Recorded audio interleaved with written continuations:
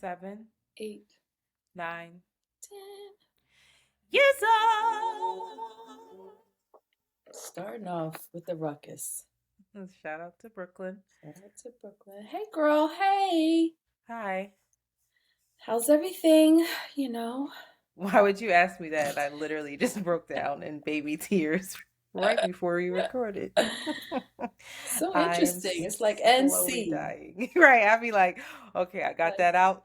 Time to produce and perform. Let's go. is everything all right? Um, this week has been very, very sobering in a lot of ways. As you all know, because I can say it every single episode, I finished my business class and I've been really sitting with numbers and looking at my numbers of the business for a while now. I've been in business since 2016 and I have been getting a lot of help. That's a whole other conversation. But I've been having you leave the program needing a growth opportunity, like a plan. And so I'm like, yeah, shit, I'm gonna go do all this thing. I'm gonna hire this person. We're gonna do this. We're gonna do that. And then I'm looking at my numbers and I'm like, oh Psych. my God. This is the most discouraging shit I've ever. It's so discouraging. It's like now I'm really understanding now as well. Um, these fundraisers, these pitches. Why niggas is like, I need $1 bajillion because the amount of runway that you need to like project to being profit is just crazy. It's just so when people say they bootstrapped it, when they did it with their own money, like that's a different kind of fucking hustle and grind and uh experience for real because looking at these numbers just if it feels really really it feels really hard, but it also just brings so much clarity, right? Like, when you don't have your budget and you're just spending money willy-nilly and you're just kind of like, yes, you don't have a clear sense of where your money's going. You don't have a real sense of what your projections are in the future. No, I You don't.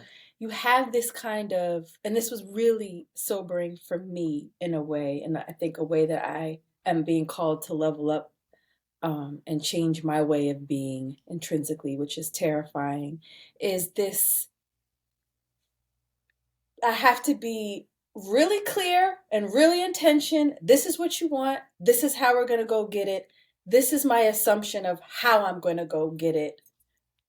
Let's fucking go. There's not much room for, you manage a budget. You can't if you blow a budget, the whole shit is just like, nigga, Your first of all, reserves. where are you gonna get that money from? You're pulling from something else. You're pulling the rug from yourself in a lot of ways. So like this Yep. call for desire and discipline, and this alchemy of discipline not being just this rigid, you have to do it this way, but it being deeply connected to desire and creativity is just like the most annoying shit I've ever been called to do. But I've also been watching How to Get Rich. I watched a couple episodes. I haven't been watching it religiously, but while I was like making dinner, that's when I watch my little shows. And I saw on Netflix this show, How to Get Rich by Remit Sethi.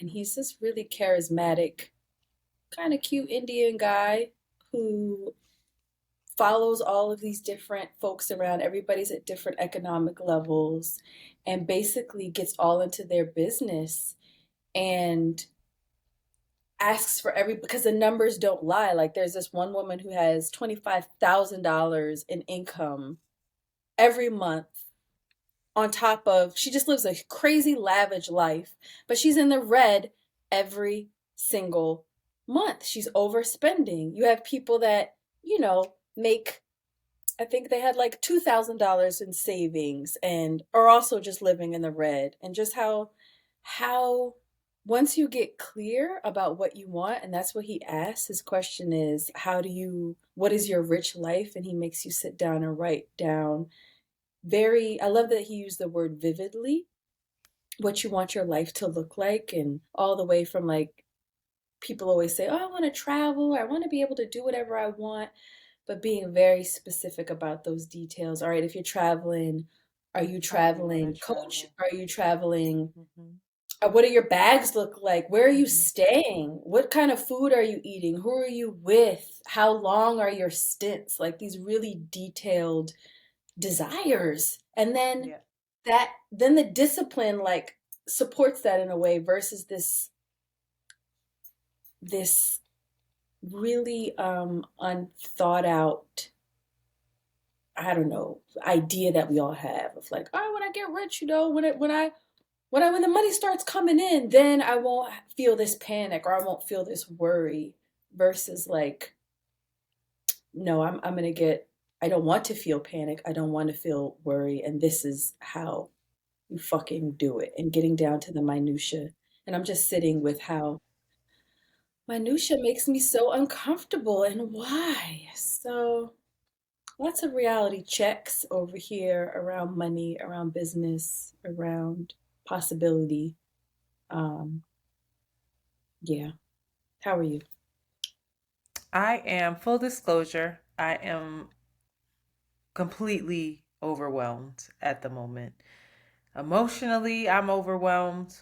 I'm helping deal with a lot of folks, um, their emotional kind of breakdowns and stress and anxiety. I've got a lot of stuff going on at home that I'm trying to be supportive with. And then I'm still working. It is 9 o'clock. We are recording, and I have my work computer up, full disclosure, because I am waiting for some things to come in to approve. So I'm going to do my best at multitasking. I am very much tired of multitasking. I've realized just, not I realize, I know that I am just not fully present anywhere, because that is the requirement to always be in two places at once and doing a bunch of different things at once. So I'm frustrated, and I'm frustrated with myself that I'm still saying this. I don't know what the change is. I know that there's a reason why I am at this job and that it's not like this all the time. I'm in one of those very intense, high, I can't even think. What is it? Like high Pressure output, high projects? pressure kind of, yeah, times at the agency. And this is an update for the next episode, but I'm getting a lot of wonderful feedback, but I'm also like, yeah, you're gaslighting the shit out of me. I don't want to hear about how much I'm killing it because I'm actually killing myself as well. Mm. But that's a whole other thing. I was on See the Thing Is this week. Um, so make sure you check that out. I forget what they named that episode. But yeah, check that Damned out. if That you came do, out on damned if you don't. Tuesday. Something like I that. think Damned If You Do, Damned If You Don't. Great episode title. It stuck with me. Oh, shout out to whoever named that, probably Mandy. And then something that is bringing me great joy is that the Good. playoffs, these are some of the best playoff games that Oh, we I have wish I knew. had. I couldn't tell you. My life would be, I'm if my life was on the line for who was in these playoffs, I would be gone. Shanti. A shame. These are some of the best playoff games we have Oh, had in so long in the damn. NBA. I mean, it is amazing. And the only person I can really talk to about it is Crystal on Twitter and via text and Black. And I'm just like, oh my God, did you see? But I I don't need to go in about it because you're not gonna know what the fuck I'm talking about. I But feel for sad about those that. folks who watch the playoffs and know sports, you know how amazing it's been. And I have been treating myself after working long days and staying up and watching them and saying, sorry, Dr. Huberman, I'm not getting up and I'm not walking around the block because I want to watch these fucking games, and I'm not going to feel guilty about it. Other than that, also the NFL draft is tonight, and Howie we trust, go Birds. We have the 10th round pick, or excuse me, the 10th pick of the first round. Let's see what happens there. It's also very weird, the draft, because it kind of feels like the slavery block. I just don't know if I can keep watching the NFL. But then we have Jalen Hurts, and I'm so proud of him. It's a conundrum over here. I really struggle. And I also want to say happy belated birthday to Francesca. The To Hey Fran. tourist season. I think she's coming to New York this weekend. I might have made that up, but I think I had seen that somewhere and gave them the eyes. And then I think there might be a reunion with some oxtail pizza. I hope Does so. Fran eat oxtail? Girl, she back, girl. We done got her back. No fucking way. I shared some oxtail pizza with her last time she was Fran! here. Girl, we had vegan Ethiopian and then we went and got oxtail pizza. I love that duality for you. I love that for you, Queen. I hope you fucking up chicken wings too. She said there was a point where her body was craving meat. Pause. Let's say Sorry, childish. And so I said, girl, get that meat, girl. I love to hear it. I am so love to hear when the vegans and the vegetarians. There's a part of me that feels sad, and then there's a part of me that's like, you knew. I love it completely. I think I love it mostly because I'm like, come over here to the dark side. Come over here. Get this oxtail. Stop with this fatty oxtail. Delicious. And lastly, speaking of the playoffs, a major upset happened. This has never happened before where the eighth seed, not round, I'm thinking of the draft.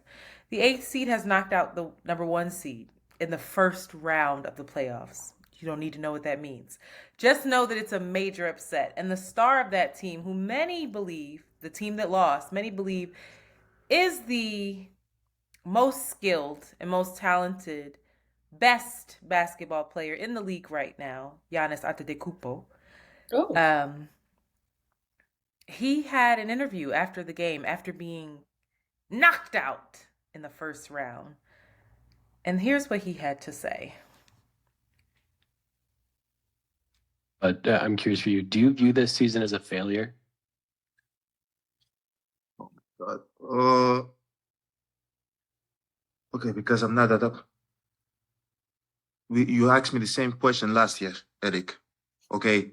Do you get the promotion every year on your job? No, right? So every year you work is a failure. Yes or no? No. Every year you work towards something, towards a goal, right? Which is to get a promotion, to be able to take care of your family, to be able, I don't know, provide the house for them or take care of your parents. You work towards a goal. It's not a failure. It's steps to success. I just asked Bud the exact same question, but I'm curious for you. Do you view this season as a failure? I'm sorry. Oh, what happened? Were you not? It just repeats right away. Sorry. You're cute too. What a beautiful response. And that is a short response. He said more than that, but I loved that, and I realized, I saw how many analysts, sports analysts, and most of them don't even fucking play ball, never have played real ball competitively. How many people pushed back on that and was like, no, it absolutely is a failure. And he's just like, yo, of course it's disappointing, I'm sure, but like a failure, this is a lesson in a masterclass in process over like product. And I'm proud of him. It must have been really hard. And he was injured in the series, so he didn't play 2 games. And I think it might have been a little bit different if he wasn't injured, but he handled that beautifully. And he's a dad, and I hope that Giannis is who that movie Rise was about. Shout out to Dio and the crew. That was, remember I interviewed the Disney folks? Mm-hmm. So Giannis is Nigerian, but he was raised in Greece. And so then he came over to play in the States. Much harder life than what I've described. But his story is a very is one of like triumph. So for him to say that, I just felt like we have no idea. Like just him being able to play in the NBA, there's no way that that's a failure. And I think he has that perspective because he's like, I wasn't even a citizen in Greece. I was like, he came up in a really hard neighborhood. Parents were really poor. He was really poor, and this was his out. And he's risen to this like elite stardom in the league where people arguably say that he is the best player in the league. And he's wildly rich and everything else. So it was interesting. Wow. Yeah. I love that response though. In other news, what time did we play that clip? Whatever. In other news, please rate, subscribe, and share Around the Way Curls. I have to say, like, guys, we say this every week, and the last review we got was from March. So you don't do it. Can you please do it? Can you please review? That's as sincere as hell too. So sincere. Please. It really does help with our visibility. So if everybody just pauses this episode right now, pause it, go over to Apple. It takes 2 seconds, scroll all the way to the bottom, hit those stars, and then actually write. Good, great, meh, shut up, corny, whatever you got to write. But anything helps, apparently, in the visibility. So please say what you must. You want to take us to the patrons? We do want to say thank you for those of you who have been signing up to our Patreon and becoming new patrons. Shout out to Witty City, love it, Larson Pippins. Larson Pippin's natural athletic body. Larson Pippin's natural athletic body. Oh, that sounds so like funny. a brand. Wow. Do you know who Larsa Pippen is? No. I love you so much. Who is that? You know Scottie Pippen? Yeah, that's his wife who said they That's his ex-wife who's now dating Michael Jordan's son child. You know Scottie and girl. They're arch nemesis? No, they were, well, now kind of. Scottie and Mike got a little bit of beef, but they were teammates, and they're the ones that won the championship. All I know is that woman said that she was having sex with Scottie Pippen about 4 times a night, every night. I know, and Scottie Pippen had a lot of back issues while he was in the league. We know why. Girl. Also, there is a meme. Can I show you this? I pray to God I screenshotted it. If not, let me head over to my DMs because this shit had me howling. Well, while she's looking for that, we want to continue to thank the patrons Patrice, Takia, Charmaine, Sincerely Ty, Angela, Mimi, and Alexis. And if you want to see our faces and see this podcast in its video format as well as some exclusive content, please join our Patreon at www.patreon.com/aroundthewaycurls. Go ahead, girl. Look at this. Can you see this? Hold on. Scottie Pippen out here looking like a retirement. I've seen that so many Redskin logo. That ain't not. If you're on Patreon, that man Cherokee, he got Indian in his family, child. His teeth fucked up braids in his head. And fucked up the things is tight, back, baby.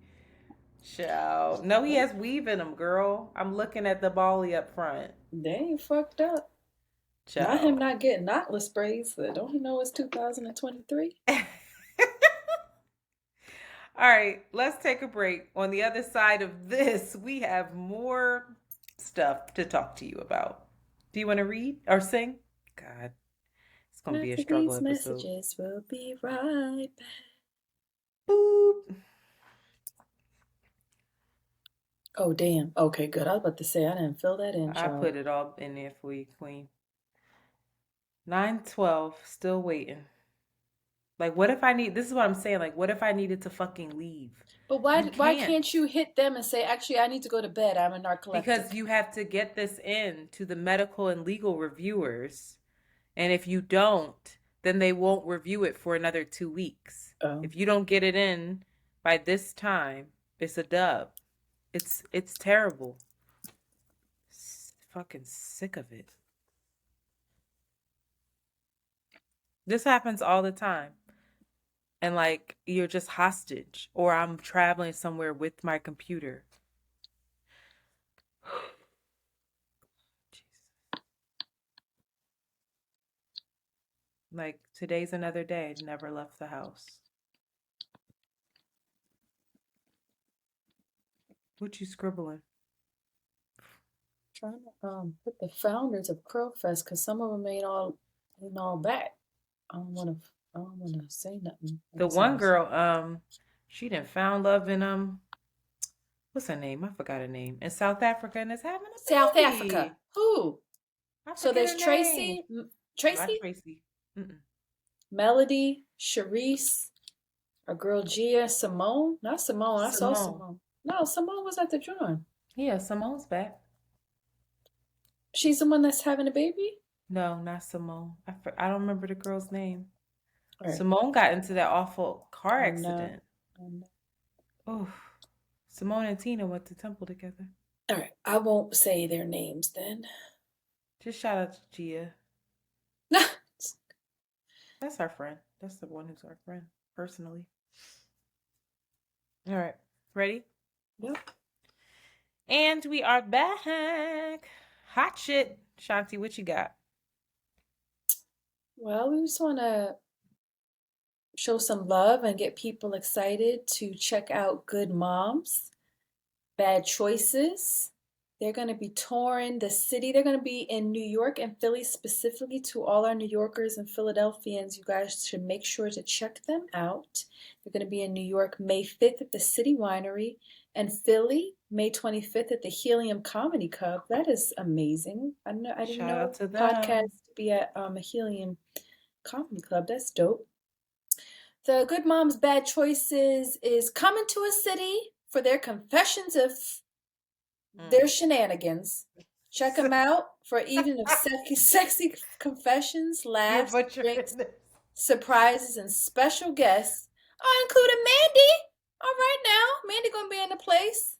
So you don't have to be a mother to come, but if you are, make sure to book that babysitter and enjoy your evening with the girls Erica and Mila.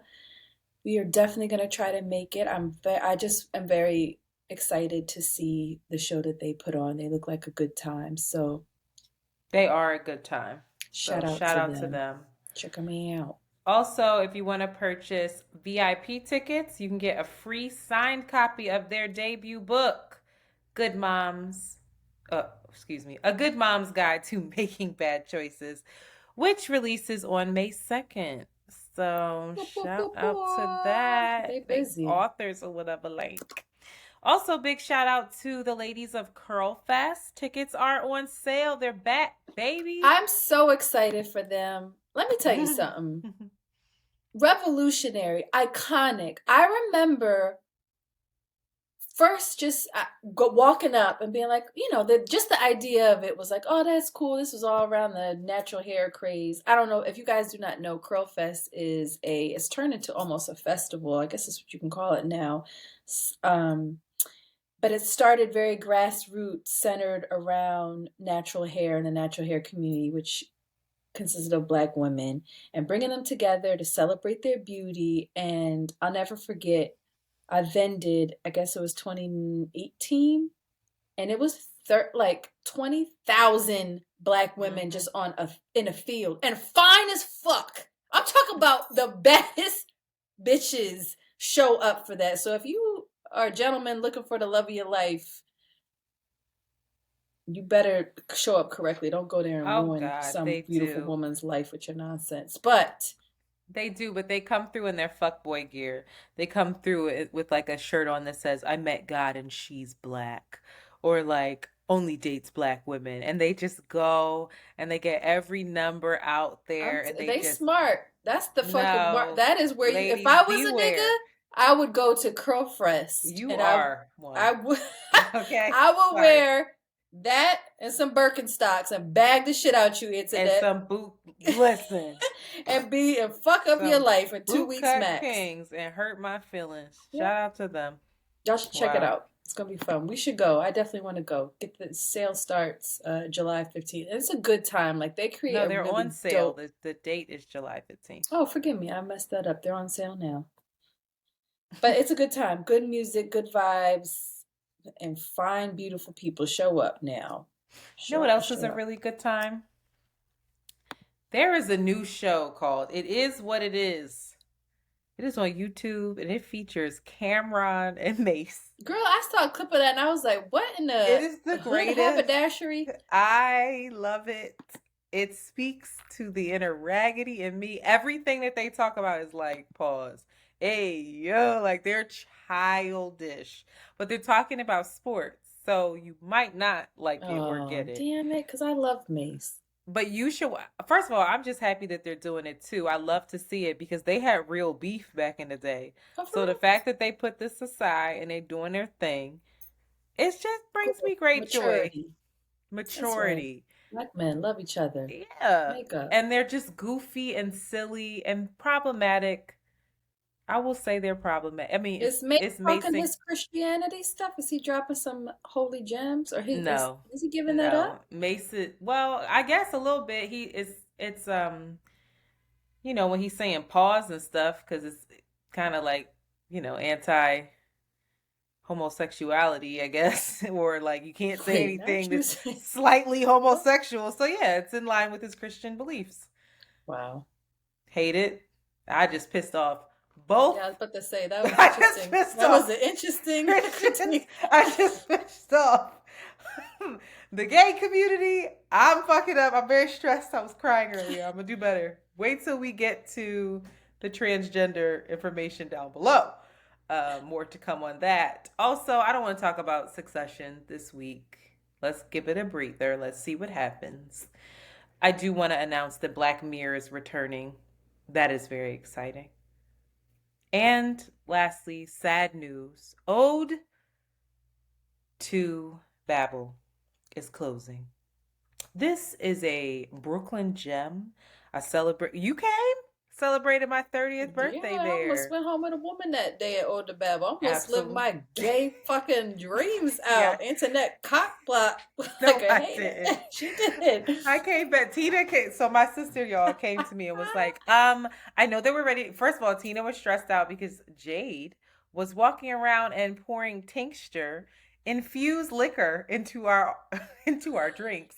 It was infused with THC. So everyone was high as a fucking kite and drunk. And she was just walking around like, happy birthday. And then she would have the little dropper and go, bleep, bleep, bleep, bleep, bleep, bleep, bleep, drink that up. So by the end of the night, we're all pretty obliterated. And Tina comes out because she wouldn't allow any droplets in her drink. And she very sternly looks at me and says, I tried to get Shanti, but she said that she's good. She's going to go home with a woman. I was. And I literally, I didn't even respond. I sobered up and got annoyed and was like, every fucking time she gets drunk, she swears she gay. And I walked in there and I gripped you up and I apologized to the lady. I said, I'm sorry. That lady was mad as hell. She was like, super mad at me. She was looking at me like I was your girl or something. Like I was being like, yo, you are my lady. Because she's like, hold up. She was talking to me. And I'm like, first of all, this is not my girl. This is my friend.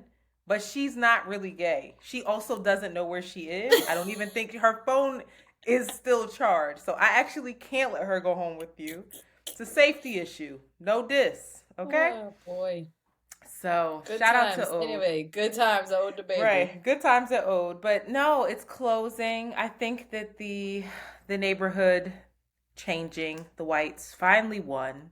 And they're changing their structure there. They're now, I think, they're opening another space, but it's going to be more like a membership only kind of vibe. I guess like Soho House and stuff.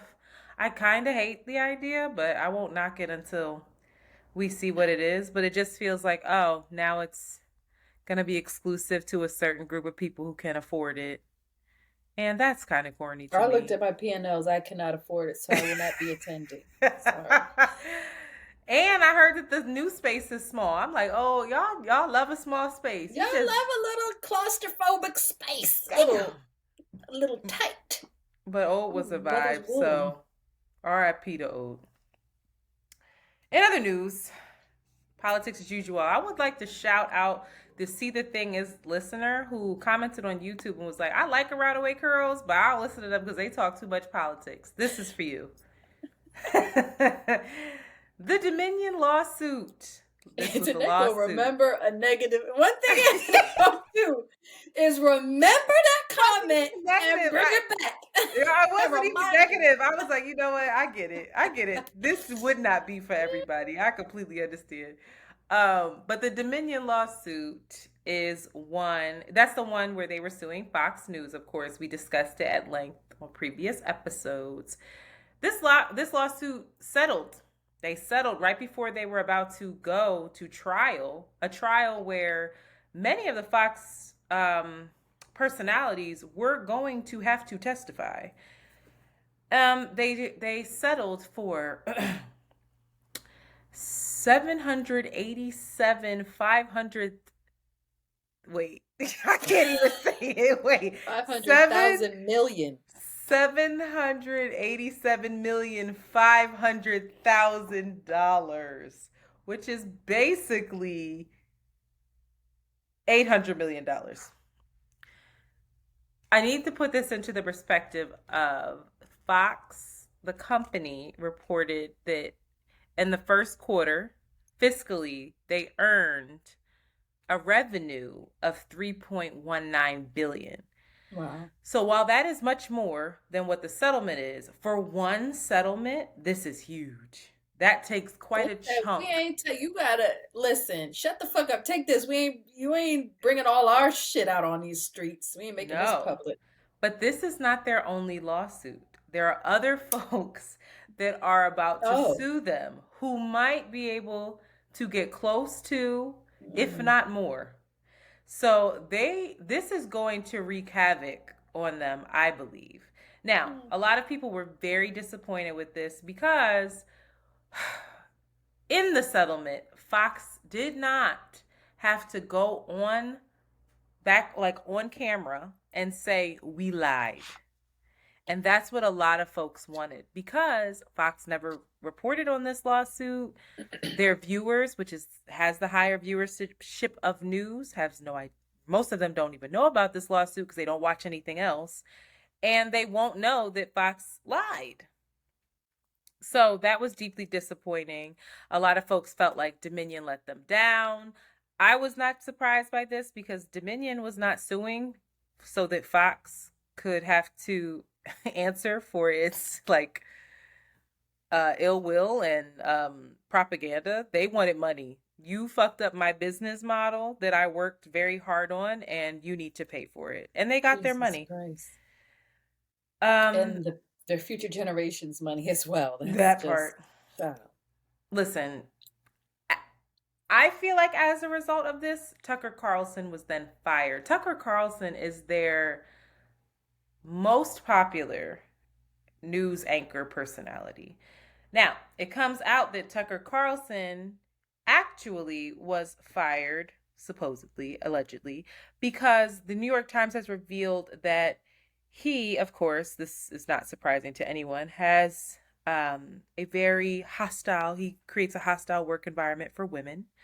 There are text messages where he's referred to certain women as cunts, where he talks about women of a certain age as basically useless, and other women who are not of a certain age are yummy.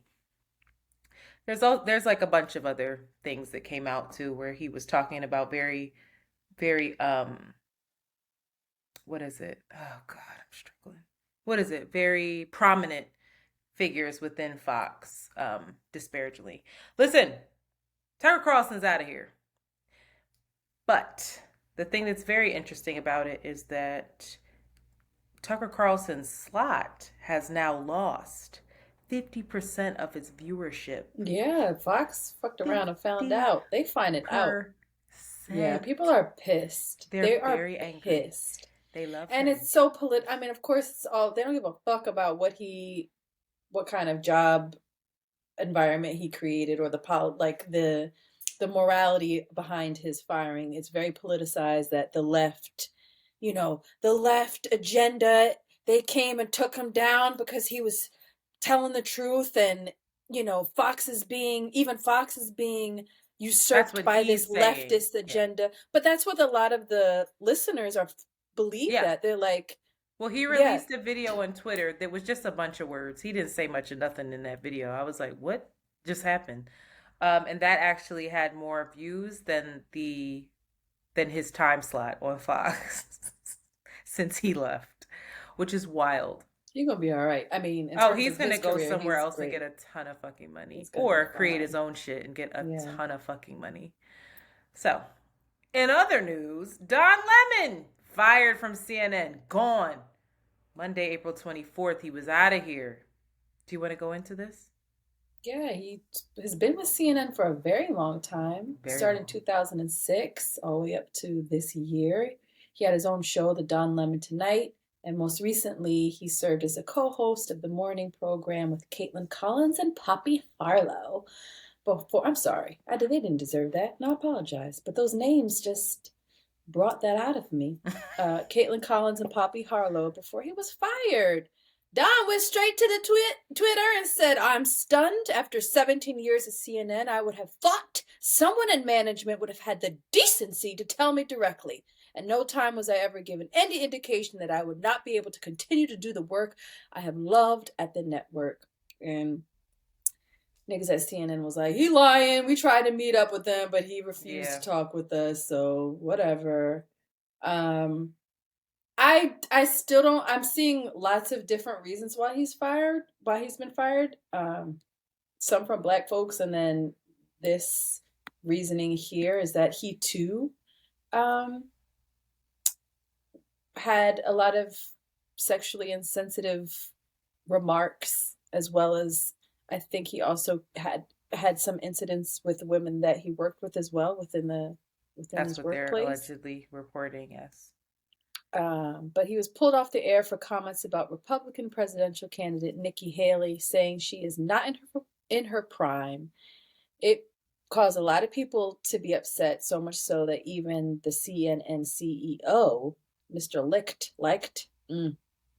Mr. Licht, the fucking CEO came through and was like, no, we don't condone that. Like, get this nigga out of here, yo. I know nothing about Don Lemon aside from seeing him on the New Year's programs getting fucked up, and I'm like, yo, this nigga crazy. I've seen a couple of his clips, but I definitely haven't followed his career. I know that he was polarizing. Was he? I don't know. Is he like Van Jones? No. Is he? He's not like Van Jones, because Van Jones would be like crying for white people. But Don Lemon has said some interesting things. He went to, I believe it was Ferguson, and reported there was and there's of course a smell of marijuana in the air. It was just like, Don, shut up. So Don, which is tricky, can be tricky. I think CNN is cleaning up shop. I think CNN is really struggling with its own ratings as well. He wasn't the best fit for Caitlin Collins and Poppy Harlow. He's talked all over them. I don't necessarily think it was because they were women. I think it was because he was used to having his own show. And so he kind of got demoted from having this primetime night thing down to this morning show and sharing the stage with two other women. Yeah. One of which, Caitlin Collins, she came up heavy during the Trump era. She reported, she was like the White House correspondent for CNN there. And she's done a good job, and now she has, a spot on morning news. But it just, the chemistry did not work. And I guess he probably came off as a little dismissive towards them. But, again, I think Don's going to be fine. He got a ton of money. He was at the Time 100 event where he was like, y'all are more worried about me than I am. Like, I am privileged. I have enough money where I'm going to chill out this summer. I'm going to be on a boat with my husband, and I'll figure out what my next girl. I did not know that. How did you not know that Don Lemon was gay? I did not. I tell you, I know nothing about that man. Sorry to that man. Sean. But yeah, I mean, Don, I was shocked to see it. It it And I was it sad to see it. He had like a love oh affair with my old boo who got fired for colluding with his goddamn brother. What was his name? My oh for former. real? The He New they York loved it. They would the New always be like, York "Love guy, you." the They'd be like, "I love you, brother." He'd be like, "I love you too." Like they would have these bro fests, oh, and it was so sweet. What was his name? what Chris was his name? Cuomo. Yeah. But it seems like in both of these cases of Don and with what's that nigga's name? Tucker Carlson, this idea of losing their jobs because of their sexism seems like an aside. You know, it doesn't feel like they're really going into that. It feels like it's almost just like, yeah, they were being sexist. That's why they got kicked off. And again, I'm not following it deeply, but it doesn't feel like that is the point of discussion, really, or importance, really, almost to the point that I don't even know if that is if that's just like um them just politicking and then they're like, yeah, say they created this, they had these sexist remarks. Like, is that like that remark is enough to get them kicked off? In this I day don't and know. age, yes. Yes, For real? actually. Yeah, and we still, For him as saying much not her people crime? like to say that we're not in the Me Too era, we very much are still. I mean, I could understand Tucker Carlson calling women a cunt and just being like, Well, no, that's there are crazy. reports that Don acted amuck, acted a fool. He I was don't know doing if it's true or not, but child. that yeah. So Well, who knows, child? But it's giving Don, Succession. It's all just whenever I hear this stuff, I'm like, what what in the really Succession happened? Who's the episode is going on? scapegoat? Yeah, like Yeah. what is happening there? All right, let's get to it. And I want to start by this is our last politics topic, and then we have a bunch of pop culture, everyone. So just don't worry. But let me get my clips together first. Let me get myself organized real fast. Pardon me. I want to preface this with Monty, cut this out while I get organized. Please. Because I think this damn speaker went off. It did. Sorry, Monty. Can you write this time down, Shanti? Right in between. Thank you.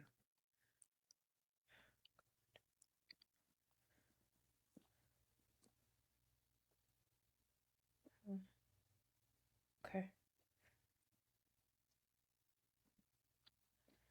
Monica ID. Welcome to the show. Thank you. So I'm going to say from the top. Talk me Hold on. through just a little bit of why you believe fighting for transgender athletes to compete in the categories they'd like to in sport is so important. Okay. Okay, Monty, I'm ready. So I want to preface this by saying that we live in a world, I'm very aware, that is utterly transphobic, right? And because of that, sadly, I feel that it's really hard for folks who are not in that community to ask questions or engage in like dialogue without seeming insensitive or even transphobic themselves. And so I'm coming to this conversation completely ignorant, but completely open to learning and wanting to understand, and hoping that listeners, that whoever can actually give us some guidance. So, the House passed the Protection of Women and Girls Sports Act, and this essentially bans trans women and girls from competing in federally funded schools and education programs. Gender would be based solely on a person's reproductive biology. And so Republicans don't have the vote in the Senate, but Democrats in the Senate aren't stating how they really feel. They're stating that it should be left up to the relevant organizations involved in elite sports to make this decision. And it seems like they don't want to get their hands dirty with the upcoming election. They don't want to offend anyone. So they're just like, you know what? This is really, we shouldn't even be touching this. Let the sports world deal with this. We ain't got nothing to do with it. I think something that is very fair and concerning when I listened to the argument, the language that was being used was very transphobic. They were saying stuff like, the training, calling the transitioning from one gender to another, like it's a perverse biological fantasy. It's dangerous. It's corrupting our children. And this kind of language is like, of course, nobody wants to hear that shit. Like, I'm against that. That's very anti-trans in my book and doesn't allow for a whole lot of space for conversation and understanding on how we deal with this very real conversation around trans women in sports. And the reason why I think trans women are being, some people will say attacked, or the conversation is revolving around them, is because there's this idea that, well, if you're a trans woman, then you automatically have a leg up in sports, and it's not fair. Whereas if you're a trans man, you don't have the same biological tools and strength that men born as men have. And forgive me if I'm saying things not with the right language. I'm really trying. So, I had some thoughts around this, but then I wanted to listen to some transgender athletes and activists. And one in particular, I knew personally in college, Chris Mosier. Chris Mosier, he is a gold medal winner. And Chris transitioned when I graduated college. Chris was a woman while I was in college, transitioned to a man and fucking killed it and won gold medals and has done his thing and continues to do his thing. But there is also transgender athlete rights activists in the cycling world who is a world champion, Veronica Ivy. And I'd like to play a clip of Veronica on Trevor Noah's show because I thought this was really poignant. So it's a fundamental tenet of like the Olympic movement that sport is a human right. So in their Olympic charter, in their fourth fundamental principle of Olympism, they say participation in sport is a human right. And they mean that at the competitive level. Mm-hmm. So this issue, people like to say that it's a complicated issue, and I don't actually think it is. I think it's very simple. It all boils down to, do you actually think that trans women and intersex women are real women and are really female or not? And if you do, it's very simple. Just stop policing who counts as a real woman, because this has had history of racism built into it over the years. It's not an accident that the intersex athletes who get singled out are women of color from the global south, because who gets singled out for scrutiny is based on white women's conceptions of femininity. Yeah. And that's being weaponized against trans people too. So it's a fear of protecting the fragile, weak, cis white woman from the rest of us. So, okay. So that's the first clip. And then there's a second that I'd like to play as well, because I thought this was really poignant. One moment. Medical records all say female, right? And I'm pretty sure I'm made of biological stuff. So I'm a biological female as well. So this question of, do trans women have an advantage over cis women? We don't know. In fact, there's basically no published research on this question. However, there's good reason to think that there isn't, but I think it's irrelevant because we allow all kinds of competitive advantages within women's sport. So one example I love to talk about is the 2016 Rio Olympic women's high jump final. First place was over 6'3", 10th place was 5'5". So a 10.5-inch height difference between first and 10th at the Olympics in high jump. Right. And we call that fair. Okay. So the range of body types within the female category is way, way bigger than anything that could be attributed to trans women. So if there's an advantage, and I'm not saying that there is, for trans women in women's sport, it's not an unfair advantage. But also, we've been trying to compete at the highest level for decades. We've been allowed to compete for decades. And no one has won an elite world championship. No one has won an Olympic gold medal. This Tokyo Olympics was the first time trans women even qualified for the Olympics. So this idea that trans women are suddenly going to take over women's sport is an irrational fear of trans women, which is the dictionary definition of transphobia. So First, I hit the mic. I want to stop. What are your thoughts? I think that in listening to that, I am noticing my covert transphobia as well, as immediately assuming that because of biology that they would be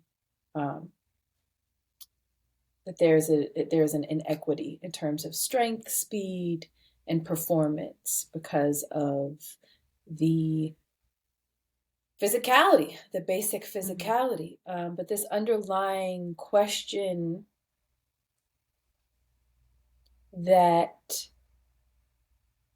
serves as everything, or this underlying question of, do you consider trans women to be women? And answering that, I feel like, is the guiding, is what leads this conversation, first and foremost. And I think what I'm noticing in myself, to be completely honest, is, my own transphobia coming up in terms of thinking that it wouldn't be fair, even though I have seen no scientific evidence or looked and researched it or have been following this closely myself, that's just the bias that immediately comes up. But I would be interested to see performance-wise what happens, what comes up. Because again, the argument that a 5'10" woman versus a 5'2" woman doing a high jump, obviously it doesn't feel equitable. Just because we allow it, it doesn't mean that it was really equitable. I don't like, okay, two very different builds. Different builds. But I also really hear the often the criticism and the suspicion of Black-bodied women that are very muscular and very fast, and how they are often scrutinized and often, like I just used the word, suspicious of them in terms of performance enhancement. And then it becomes this racialized, it gets really fucking tricky. Yeah, she touched on that. Yeah, it gets really like, saying Black people in general. And there's a myth that we all,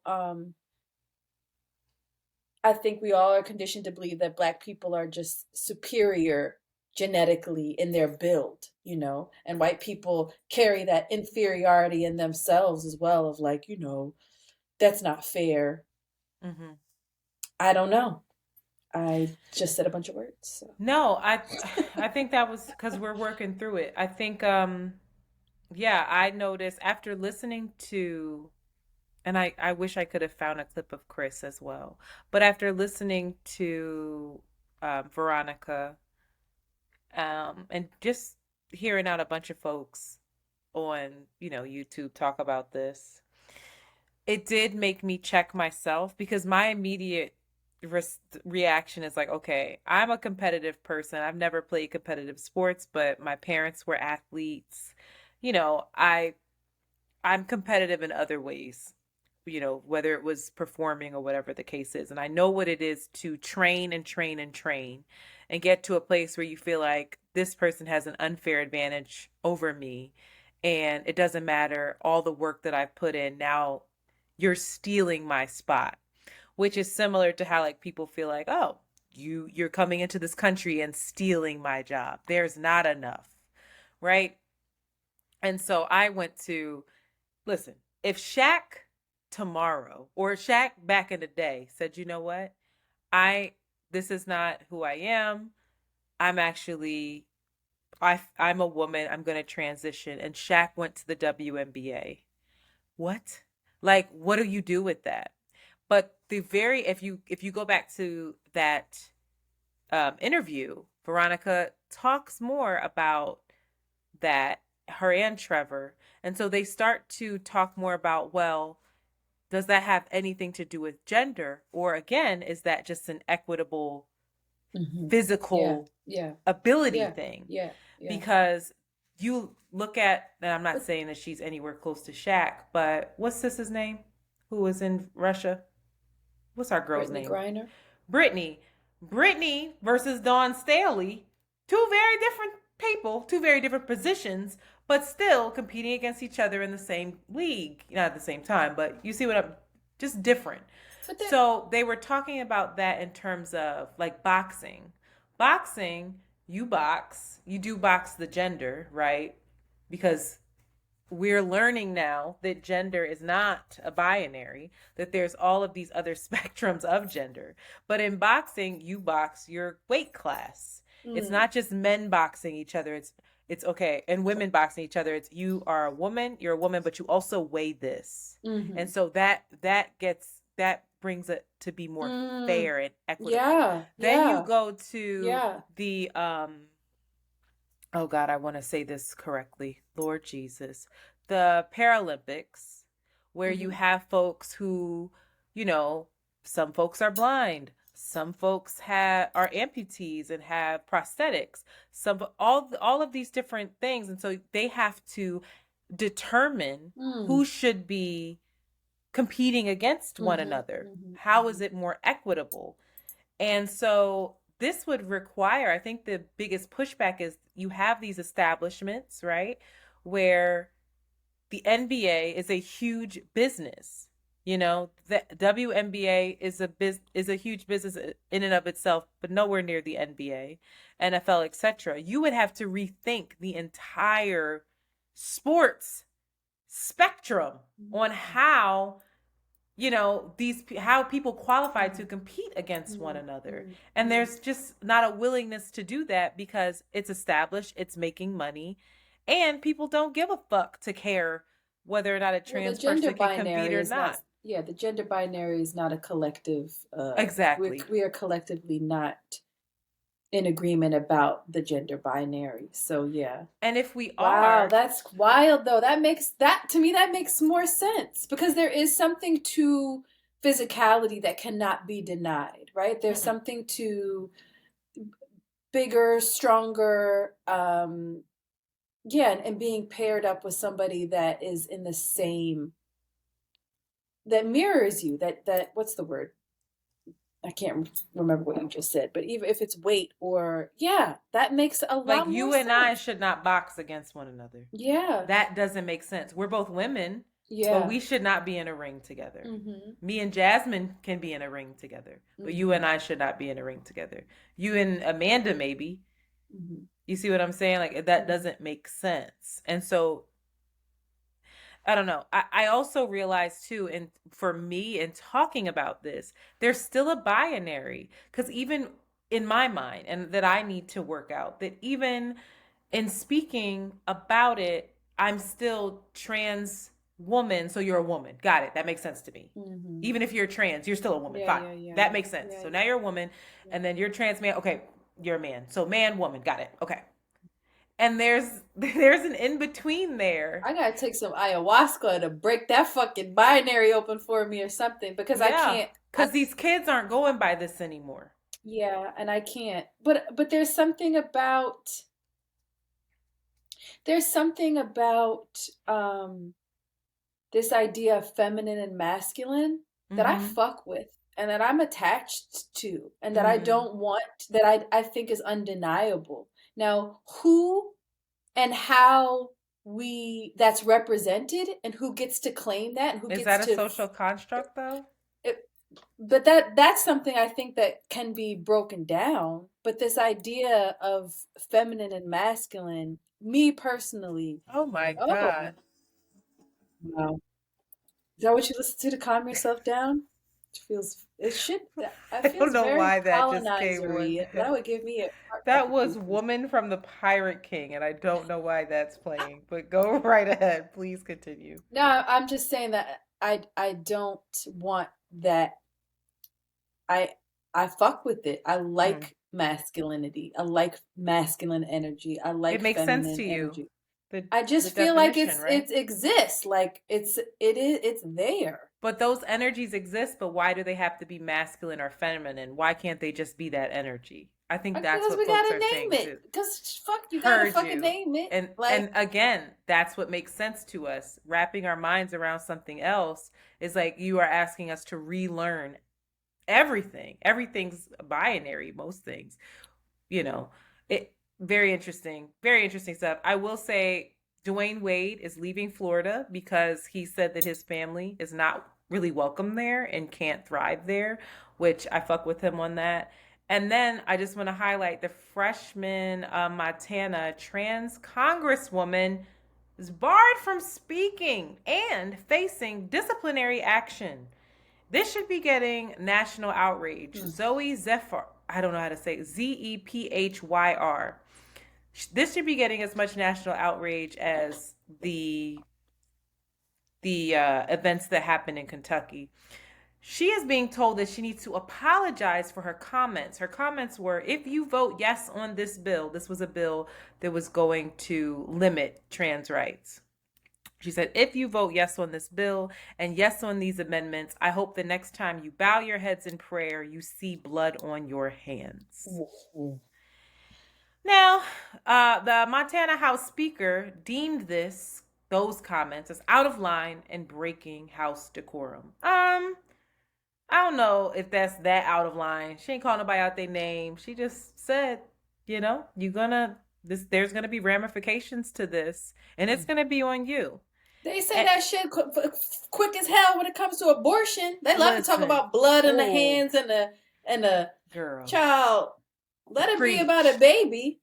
But they are literally barring her from speaking, and now there's all these protests and things. So this is a hot ass fucking mess. And God, they don't help us. I know. God, for real, like help us, somebody. That's please. my prayer. That's my prayer tonight. God, for real, help us. You know what? That's the name of the episode. For All real right. though, we are in trouble. God, for real. Gross. All right, let's move on. Too much politics. Help us. Pop culture. You know, when we ask about pop culture, I literally, honey, the current events for me are politics. That's why I'm like, when folks ask me to go, look at my first pop culture note. Carolyn Bryant, who accused Emmett Till of whistling at her, has died. Thoughts? Like, that's not really pop culture. But it's my version of pop culture. What do we think about this? Because I said, bye, girl. I ain't got nothing for her. Do you have any thoughts? I don't know what people, what we're supposed to think about that. Like, die slow, rot in hell? I'm asking you, what came up for you? That's not what comes up for me. I don't feel, I don't feel a sense of compassion for her. I don't feel anything about it. Carolyn died of. We don't know what Carolyn's life like. What her life was like living with that kind of living with that. So I don't know. You can't even say guilt. We don't even know if she felt. We don't know. We don't know how she lived her life. And everybody's like, oh, there's no justice. I don't know. We don't know. Carolyn might have experienced some shit and God or had hands in it. We do not know. So I don't run to be like, die slow, you bitch. Yeah, I said bye, girl. But Dr. Carr, the God, let me read you a tweet that he had wrote.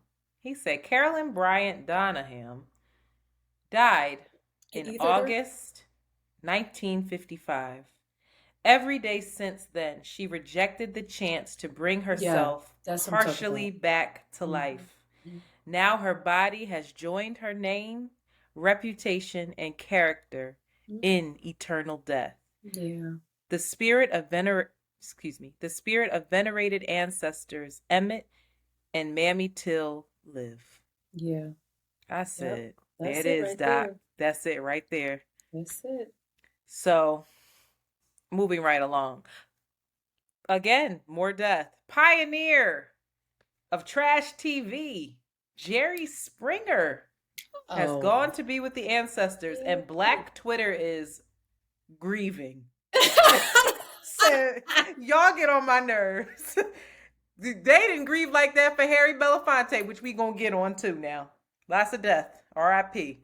I said, look at y'all crying over Jerry. Girl, Jerry was a staple in the community, staple of my childhood. Are you watch Jerry Springer? Absolutely. I'm shocked. Yeah. Really? I was homeschooled, and my mom would, you think of an electric outlet plug, and on the two metal pieces, there's generally a circle in between it, and my mom would put a lock in between it so that we couldn't plug up our TV. Oh my God. Because my sister and I would be home. My sister would make a pack of ramen noodles like nobody's fucking business. And we used to sit there and not do any homework or schoolwork and watch Jerry Springer. My mom had to put a stop to it and put a fucking lock on the TV. And now we JoJo found that doesn't bitch even and have still a watched TV. it. What? I said, and now JoJo doesn't even have a TV. Because the shit No I was TV watching, in the house. Jerry Poor was child. the god, okay? Oh, I'm disgusted. All right. You didn't watch Jerry Springer? I wasn't allowed to watch Jerry Springer. My dad would get very upset, and sometimes when he felt like being raggedy and didn't feel like covering up his raggediness, we could watch it if he had it on, with the understanding that we better not turn that shit on if he not sitting there cackling. Jerry. No. The fights. Like, ain't no TV was not ready for what Jerry had to bring to it, okay? Even Jerry was disappointed in himself. Did you know that? Did you know that? He said it. He was like, this is tomfoolery and it's just a job. Can I some Jerry Springer trivia since you love him so much? Where was Jerry born?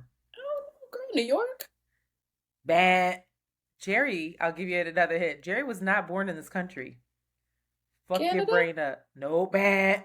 Jerry was born in England, in London. Oh my God. Taking the white man. Jerry, why was Jerry born in London? What was his parents fleeing from? He's Jewish, right? Ding, ding, ding, ding, ding. What were they fleeing from? What were they running from, child? If he's The Jewish. Nazis. There you go. What city was he the mayor of? God damn, I should know this. Oh my God. He wasn't mayor of a city. I don't know. Some Midwestern, mid-north. Ding, ding. Come on. Work it out. I don't know. What state is really important in the election? Girl, why are you going to ask me that? You know that? I don't know. Ohio, so Cincinnati. Okay. Cincinnati. Yeah, Cincinnati. That's where it was filmed. Oh my God. All right, last question. What was the name of the police officer that took a part-time job being a security guard, liked it so much, quit Damn, what was his name? Being a police and got his officer own fucking show to be the full-time security guard? I'm so ashamed that I don't know it. You ain't a real one. What was his name, Shani? I don't know, but he got his own show. What was his name? Girl, you just looked it up, you goddamn self. I know, but I got it right here. What was his name? I don't know, but he was an icon. Steve. Steve was a muscular, had a black shirt on, bald head. Just letting them girls hit him. Jerry Springer is what's that network I hate? Zeus. That network hurts me. Shout out to Shanti and them that watch that shit. It really makes me want to weep. But Jerry Springer brought on Zeus.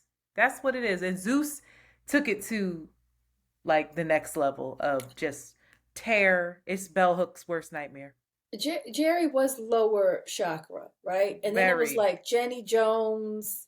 And then it was like Maury was one step up. I don't know why, because he was like No. trying to rehabilitate. Jerry never tried to rehabilitate. Jerry never was trying to do a fucking makeover. He was like, Who was the other guy though? There was another Ronaldo. What was his oh, name? he don't count. He was high echelon there. He was a He white was up collar. there with like Montel. Yeah, he was white collar.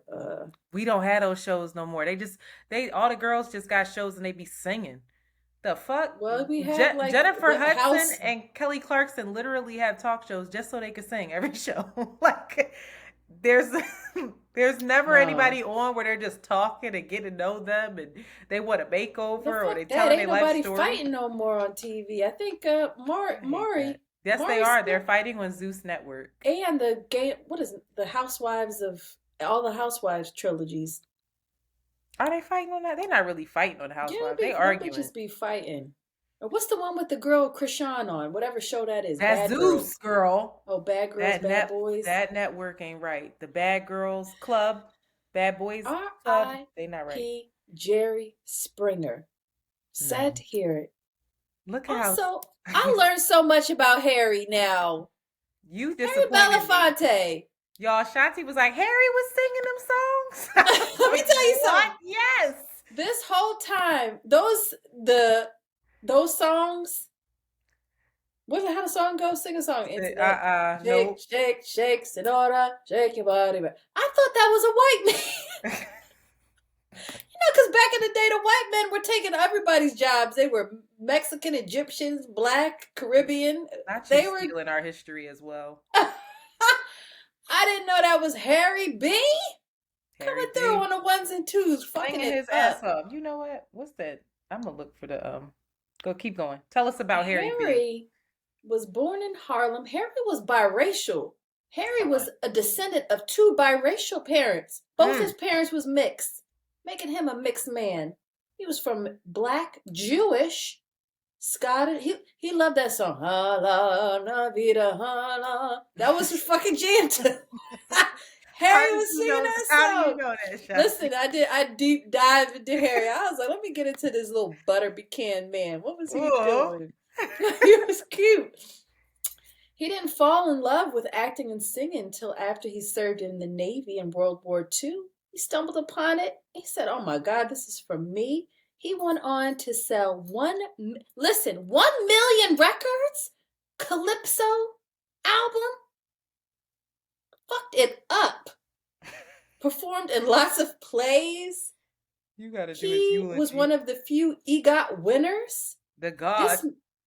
This man was also said to have been the one that brought the glorious South African singer Miriam Makeba over into For real? the U.S. Yeah, he was like, yo, watch this woman work. Watch this. Invited her into the fold. He was the first Black man to host the Tonight Show. It was called The Sit-In. Johnny Carson was doing his solidarity Revolutionary show. work. He said, go ahead, sit up there for a week, Black man. Everything will be okay afterwards. Why was it called a sit-in though? Because he was Black. Girl, well, See. we got to Let's have unpack the that. undertones. Let me tell you something. Harry was about the revolution. And a little bit. He didn't fuck with the Panthers or any type of like real segregationist. He wasn't with it. But he was really about integration. He was very close friends with Martin Luther King. He helped him organize the Walk in Washington, in which I Had a Dream was spoken. He financially supported many bailouts during the protests. He coordinated Nelson Mandela's first visit to the U.S. in 1990. Harry was he was for the people. Can I play a clip of them talking about being for the people before you get into this next thing? Yeah, go ahead. All right. Can you put down the time of the clip? Harry ain't fuck with everybody. Because a man is Black, he's right, or that he has any right to office or position. Why would that happen? Go ahead. I feel very strongly about the fact that great men have been I just can't. Ready? Monty, sorry. Ready, set. disenfranchised for a long time and have not been able God to sit damn in it, high Monty. places. I feel very strongly about the fact that This clip. She don't want to. Ah, ready? Oh my God, it won't start over. Or that he has any right to office or position based upon his color. But I do feel very strongly about the fact that great men have been disenfranchised for a long time and have not been able to sit in high places politically or on other levels because of color.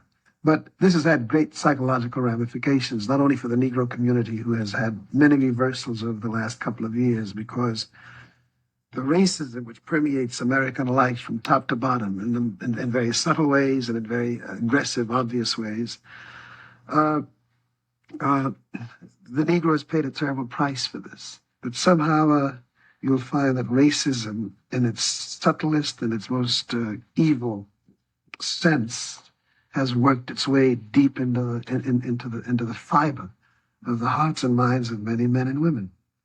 And with this going on, it has had its incredible influence on my own life. I was born in the ghetto.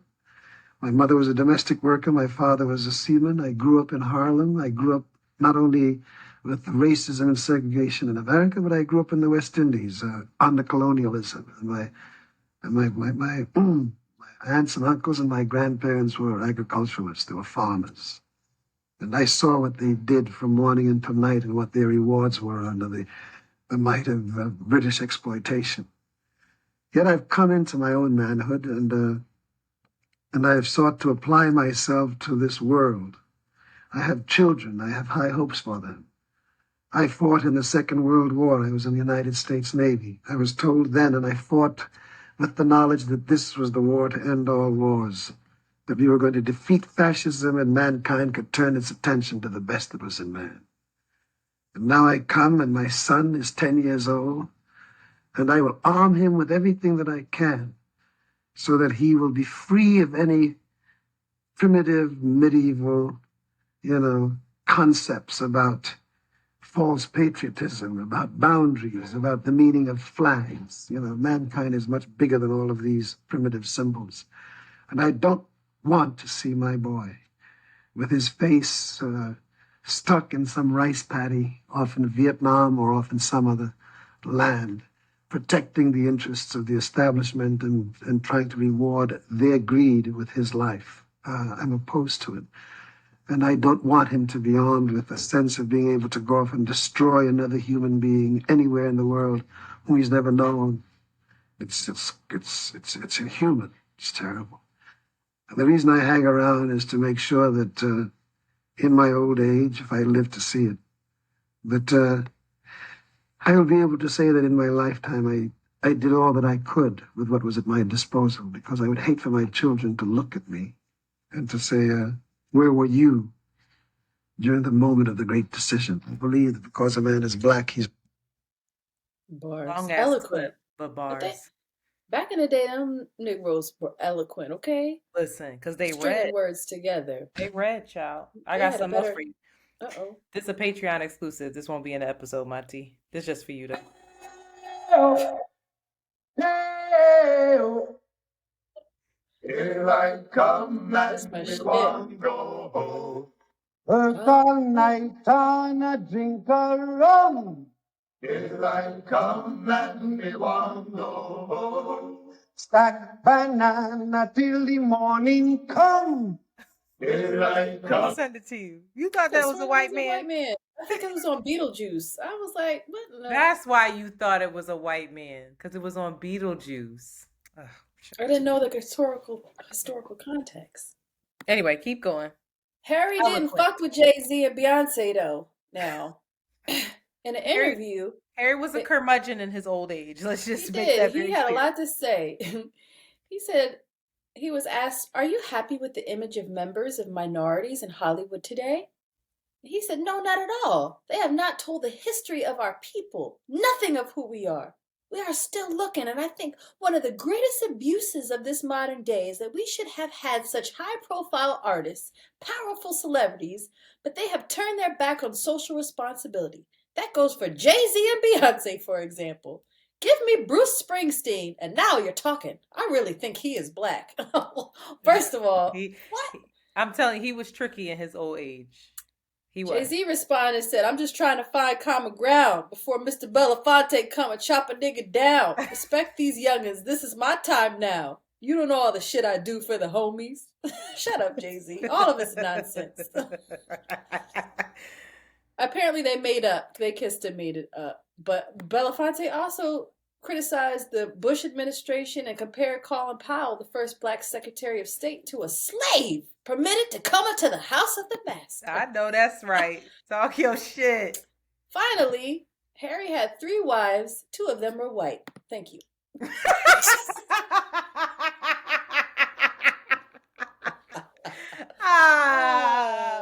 Shout out to you, Harry. You gotta laugh to keep from crying.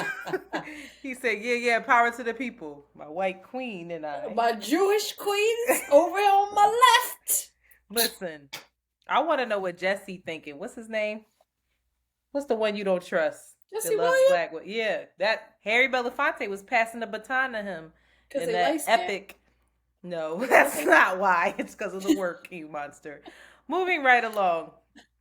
Red Table Talk. Look, we got pop culture for y'all. It's been canceled. All of Facebook's original content has been canceled. So they're shopping for a new home.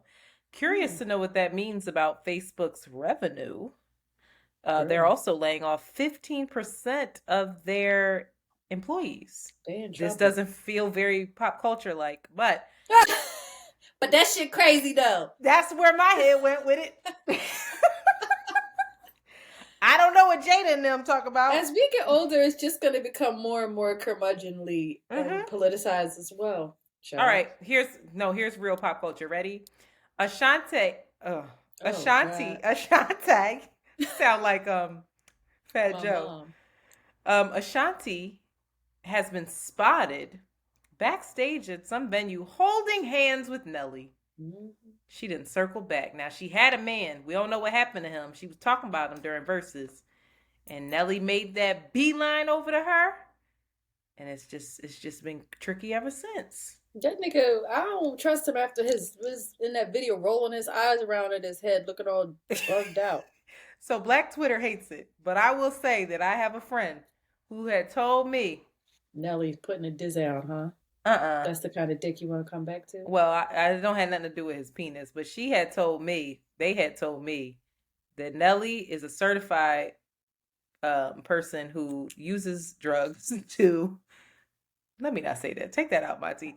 I have a friend who told me that Nelly is tricky. That's Girl, that weak ass statement. Nelly's tricky. He all right, say less. Might use some performance enhancing things for the day, for the night. He just be zooted up. He be zooted Did and you booted. say performance enhancing? He might be using some things that might have had his eyes rolling back in his head. He really did. It was that was evidence of it. Twitter hates it. I'm nervous for Ashanti. Ashanti, you're 40 years old now. You look great, girl. You've been drinking your water. You've been minding your business. Sick as hell. This is not the Sankofa moment that we were hoping for. Do not go back and fetch this. Keep going, girl. Okay? Please. I'm concerned. But also she's a Libra, so I already know she about to ruin it. She's leading with her head. She leading with her heart. Her head didn't go out the fucking window. She just doing dumb shit. Oh, Lord. Anyway, more pop culture for you kids. Swiss Beats has teased that there might be a Lil Kim and Nicki Minaj versus. He teased this on The Breakfast Club. That is disrespectful. I hate that. Tell us why. I hate that. I know why. Why the fuck you didn't put Lil Kim up against Nicki Minaj? Why do you hate it? Who you got? You just got to state it. I already know. It's Lil Kim. That's disrespectful. That's disrespectful. Because it's just a completely different era. She laid the foundation. That's not your fucking peer, bro. You my son go sit on a party. That's what it is. Nicki said it, but it applies the other way. The nerve. I am upset by that. Lil Kim better not. She They better also the fuck have not. beef. So it's Huh? like they also have beef. Lil Kim don't rock with her. So Nicki Minaj is co-signing Spice Girl. Spice. stop calling What is that her girl name? Spice Ice Girl. Spice. Spice That's Girl. how Nicki Minaj is off her fucking rocker and is manipulative predator. She weird, Wait, yo. why is she all that? Because she likes Ice Because Spice. anybody, Nicki is known in the industry. Oh, we talking real pop culture here. Look at us. Half baked too, because I don't know nothing. You don't know what the to fuck brag you it up. talking about, but keep going. But from what I have made up in my head is that Nicki has a reputation for never really bringing in other young black female rappers. She's always been competitive. That's the beef that started with her and Cardi. She was beefing with some other light skinned rapper who I don't name, who was like, yo, I was trying to Lotto. pay homage to you and you Lotto. just, but then all of a sudden she on this little untalented girl's dick, like saying she's the princess of it. Get the fuck No, out of she here. loves Koi. What's her name? Koi Ray. I think that's how you say that child's name. Nicki's been reaching Is out. Koi a threat to her? No, Nicki actually said that Koi, I believe, and I don't know if I'm saying her name right. Forgive me. She is, I think, Benzino's daughter. And she's actually very talented. She's a dancer. She's a rapper. She's a personality. She's stylish. She's a very petite woman who did not feel any need to do any work to her body. And Nicki shouted her out for that and was like, you know what? In this industry, that's really hard to do when you have people like at your label telling you that you need to look a certain way, that you need to be voluptuous, that you need to be X, Y, and Z. So I really salute this young girl for coming through as she is and doing her thing. She hopped on a track with her. The song was cute. I forget how it went. It was cute. That's different than saying she's the next princess. That's different than like Did passing Nicki the Minaj baton. say that? She's the next what? She said that? she's the princess of the next little Prince Fest. Look that up. Did she really say that? I don't know, child. The way, all right, I can't Maybe wait the song to is keep called doing. Princess. You know what we're gonna do? I think that's the song. Though I think that we're just gonna go down the shade room one day and just let you comment on everything that you have no context for. You have. Oh yeah, my bad. This song is called Princess Diana. Angry. Y'all asked Just for it. angry. You said we don't talk about politics enough, I was baby. upset. Oh, baby, I did not do the research needed for this, but Praz. Girl, even Praz if you did, you don't know what that means. All I know is Praz is getting locked up, yo. The man got Praz. Fuji's rapper accused in multi-million-dollar political conspiracies spanning 2 presidencies.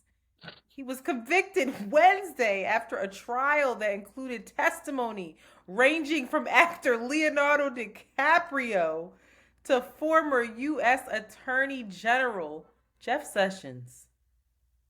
Praz was like, I know what was going on though.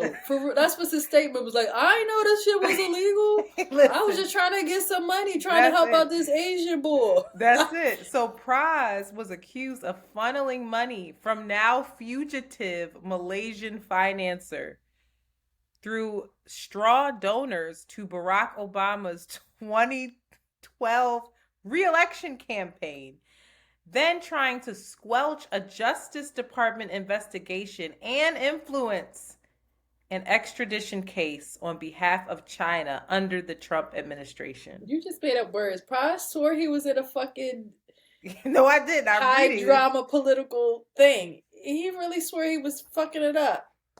Meanwhile, listen, not the them defense using my argued man as the middleman.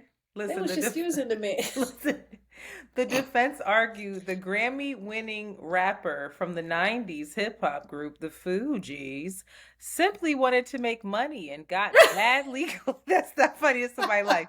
And got bad legal advice as he reinvented himself in the world of politics. He swore he was doing something. He was like, all right. They were like, yo, take this $25 million and give it to Obama real quick. Why for would me, he all right? do this? He said, okay, say less. I got you here, Obama.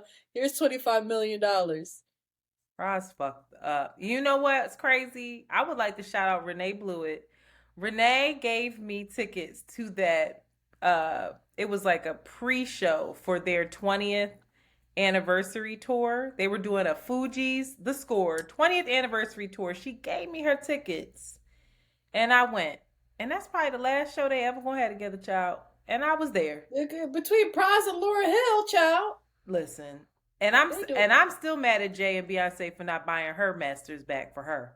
Somebody need to get that girl her masters. Harry Belafonte said what he said about Jay-Z and He Beyonce. did. He probably went wrong there. Now I'm mad at them. He said Jerry Springer. We say Bruce Springsteen on the other hand. That's my nigga, right?